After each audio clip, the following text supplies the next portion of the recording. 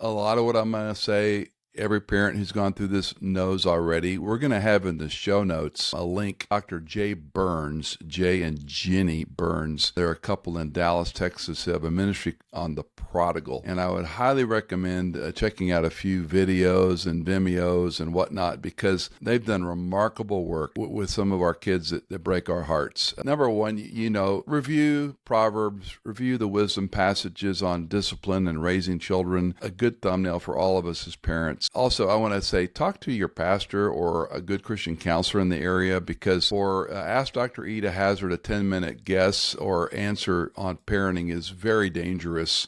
So take all this with a caveat. Number one, loving a child does not mean approval of behavior. I love all my kids, but I don't approve of all their behavior. And from the oldest to the youngest, there have been times when you love them unconditionally, but that doesn't mean you approve of everything. Secondly, every child, even a so-called adult child, when they choose to live in sin, I think wisdom enables or empowers me to say, I won't enable your sin. If you're going to choose a lifestyle that's clearly against the Lord, against clear scripture, against what we've tried to teach you, I can't enable your lifestyle. These are the ways we've tried to raise you, and you've chosen a simple path. Third, endure the conflict. This probably will not go well. If you decide to stop your child's college funds, which I think is a very viable, proper consideration, they're not going to receive that well, probably. And so you need to have your courage when you do it. You're not going to get mad and lose your cool and yell and scream. That never accomplishes anything. But when a child yells and screams and rants and raves and uses all sorts of language, that's because they're angry and they're putting you at bay. And a cool demeanor and even not talking is probably more beneficial than trying to reason with them. One of my younger children, when they would use certain language with me on the phone, I would hang up. How can you hang up on your son or daughter? Real easy. You say that word, I hang up. You will not speak to your father or your mother with that language. I'm sorry. Now, they can be livid all they want. I'm setting parental boundaries.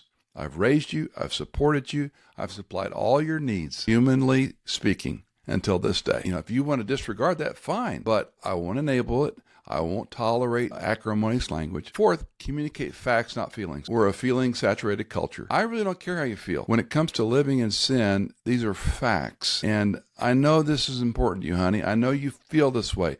Let me talk about facts, and keep it to 2 or 3, and be a broken record, and be kind, and be repetitive, and be a broken record, and be kind, because when they're emotional, they're not going to hear it. And a caveat here is they already know what you think. Your children know what you believe and what you think. So you have to have the courage to say, no, I'm consistent with what I've taught you, what I believe, what's important. 5, you're not going to win an argument. That's not our objective, right? We're trying to love our kids and win the relationship, if you will. I just think that idea of, I'm going to fact away your feelings, I'm going to logic you into a better decision, those don't work. So you have to dismiss that from the way we normally think. Even a 19-year-old who's a mature 19-year-old, their mental abilities are not fully formed. And so until probably late 20s now, most young adults are not mature in their thinking process. Exceptions, sure. But in the main, they're showing the data early 30s now. Some men and women before they kind of get on equal footing. I've also, said this implicitly already, but keep good courage. Talk to other parents who've gone through similar things. Your friendships with your children are less important than your parenting. I think I'm on number 9 about your kids are free agents. Once you give them a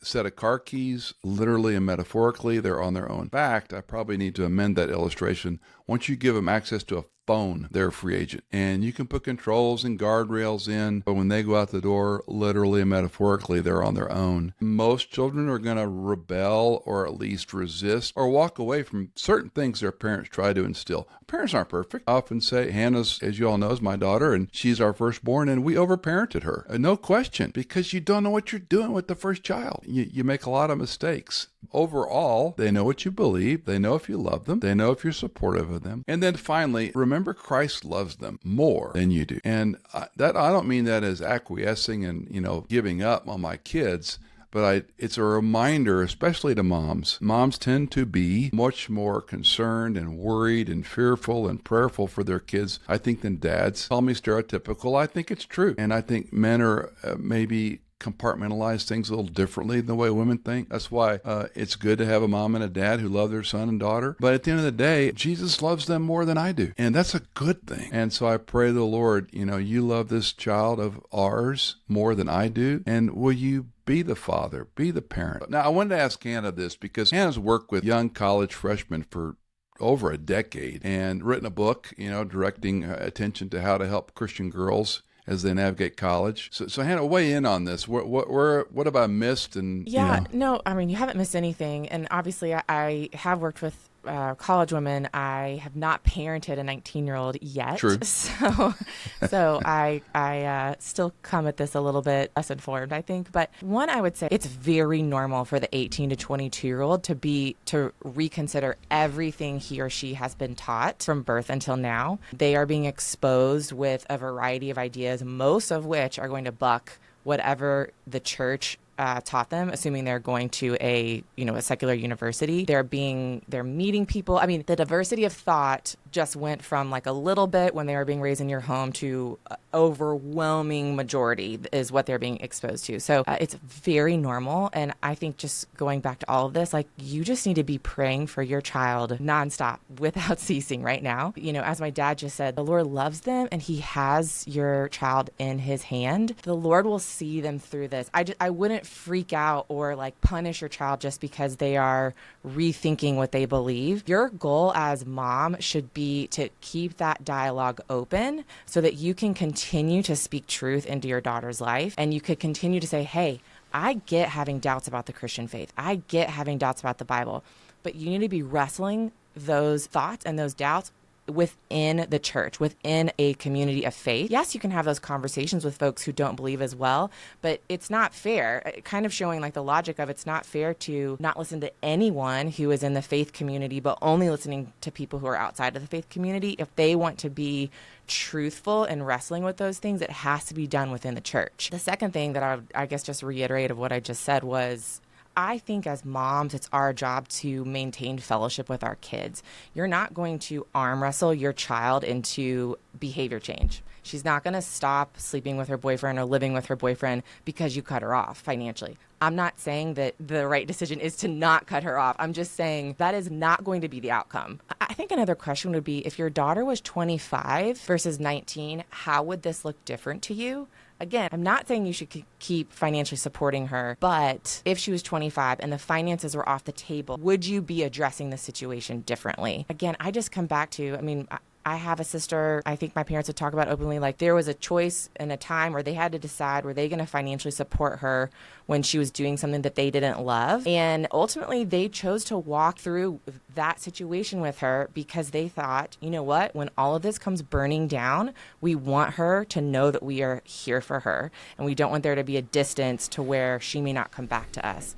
And that is what happened. The house caught on fire, metaphorically, everything burnt down to the ground, but my parents were still in a relationship with her, and she was able to come home and find safety and healing. And, she's in an amazing place today. And so I would never have shared that story without her not being in an amazing place today. But I guess just the point of thinking through, maybe it's you're continuing the tuition, but if you're paying for rent or things like that, maybe you're going to say, if you're living with your boyfriend, I'm not paying for that rent. This goes against how I raised you. This goes against what God's best is for you.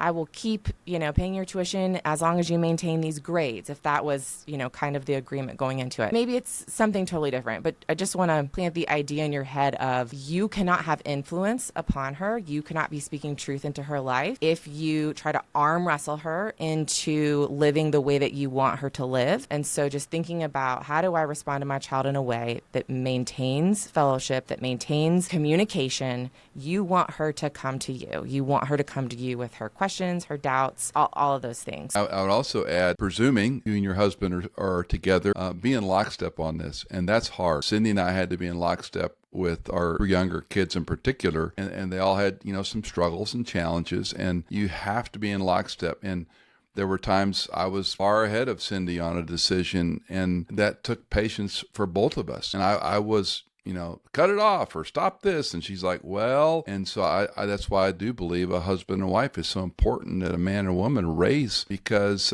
Cindy has perspectives I don't. And there's also times that, if you will, the bull needed to step in and say no. And she would tell you, truly, if she was sitting here with me, there were times, Michael said no and I didn't agree with it, but it turned out well. And there were times, many times, Cindy said, we're not ready to do that. And I disagreed, but I said, okay, we'll give it time. Howard Hendricks said the best way to raise good, godly children is to let them see a good, godly marriage. And I still think there is a place for that it's no guarantee, but when they see their mom and dad disagree, work through things, come to conclusions, they do agree on things, that's powerful, and how God might use that in your daughter's life. Last chapter is not written. I know that's cliche. Christ loves you. He's not mad at you. He's not mad at your daughter. He hates her sin. He hates my sin, but he loves. And as a perfect father and parent, I'm trusting him where I fail, and you can trust him where you feel like you might be failing or unsure as a parent.